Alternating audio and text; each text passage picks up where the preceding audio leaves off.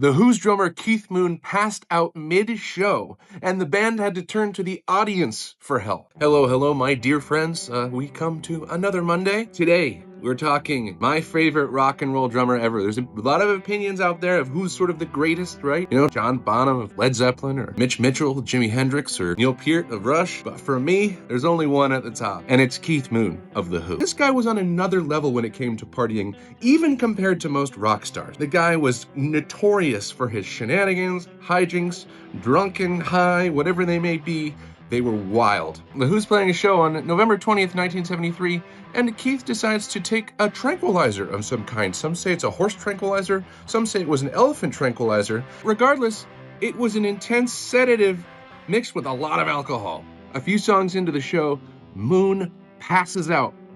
Pete Townshend, the Who's guitarist, speaks out to the audience and says, he's out cold. He must have gone and eaten something that he probably shouldn't have. And so the band has no idea. Do we finish the show? Do we call it off? Townshend turns to the audience and says, is there anyone here who can play drums? And a very bold 19-year-old Scott Halpin is in the audience. He drove up to the Who show the morning of to hang with a buddy. His buddy's like, come on, you know these songs, you could do it. So he raises his hand up, they bring him on stage, and Pete Townshend introduces him to the whole place.